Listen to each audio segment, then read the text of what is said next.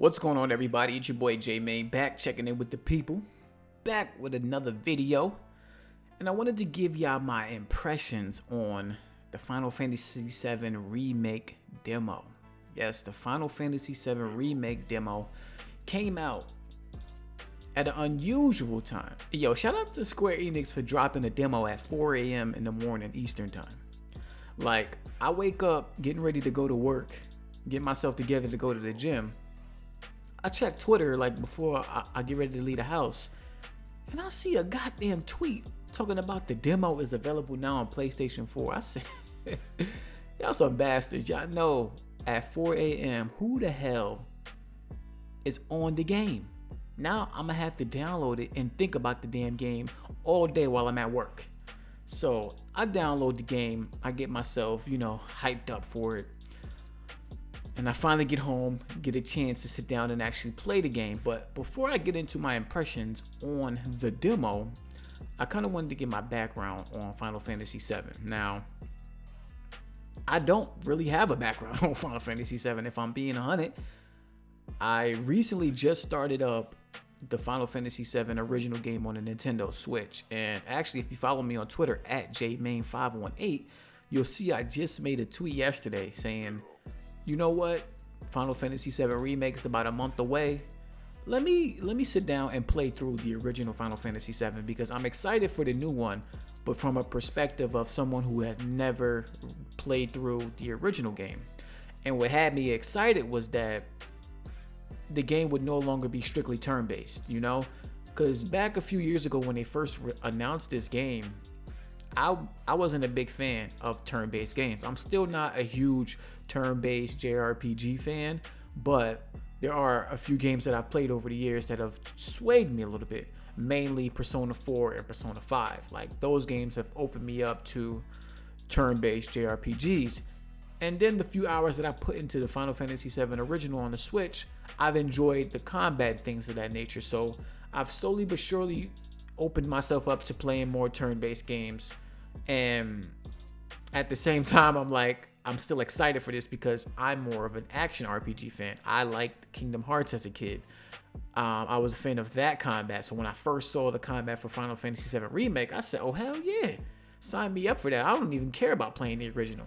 But something about playing the original before I play this is just grabbing me. And usually I'm not that kind of guy. I don't give a damn about the old games. But because they're going to be so different in terms of the combat, I wanted to at least give the original a shot before I hop on to the remake. So here we are with the remake.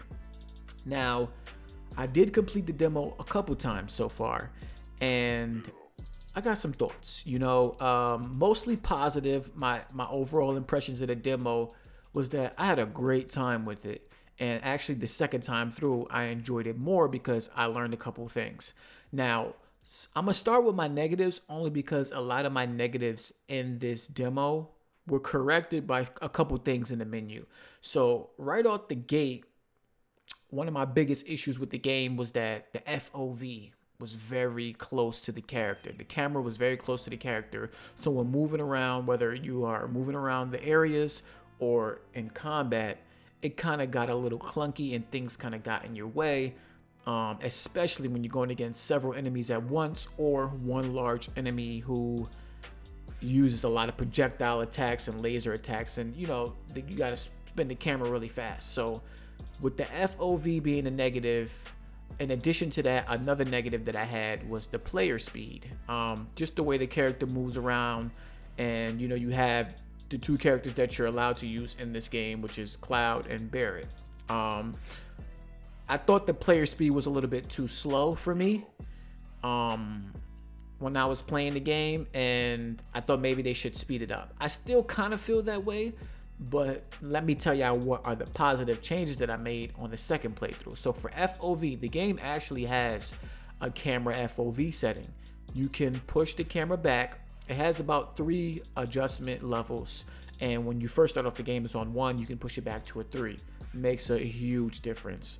You can see more of the area. Like I said, it's not as clunky and cluttered when you're spinning the camera around. You can see more of the enemies on screen at once. I mean, I remember one part of the demo I was playing where you had to use Barrett to shoot these robot things that were sitting at the top that Cloud couldn't reach. In the original FOV, those enemies were cut off. I couldn't even see them. But with the expanded FOV, I was able to see them now. So that helped out with the gameplay on the demo a lot. And in addition, I turned up the responsiveness setting, which pretty much is like the camera speed when you're using the analog stick to move the camera back, left and right, up and down and stuff like that. That in addition with the larger FOV actually helped out a lot and made the gameplay that much better. Those are really my big negatives. The game does run at about 30 frames per second that I noticed, but it wasn't a big deal for me. Like, I'm not one of those dudes that 30 FPS is unplayable. If you give me a game at 30 FPS from rip, I can play through that.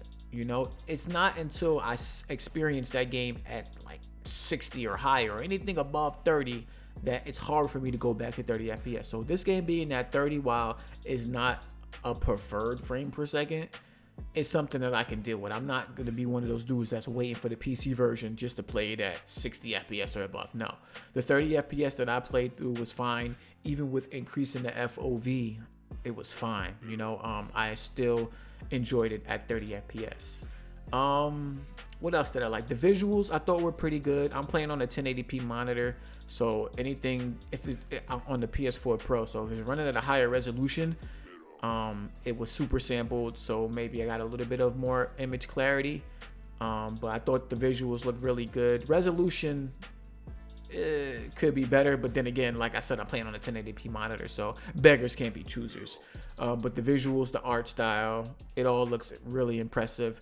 The whole remake of the demo versus the original game, because like I said, I played a couple hours of the game, the original, and I just love seeing like that area in more detail.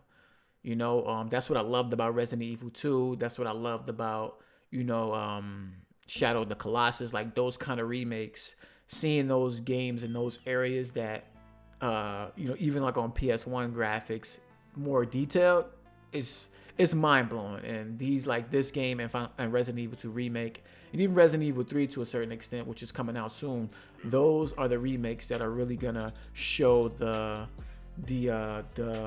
what's the word I'm looking for? The potential of where we can go. That's why I always say, like, when you want to do a remake, it should be at least 20 years from when the game originally came out. I think that's the perfect gap of the generational leaps that we have made over time. That's going to really show what a game used to look like and what it looks like now. But yeah, man, I'm excited about this game. The combat was a big thing, a big conversation for people who originally played the game versus now.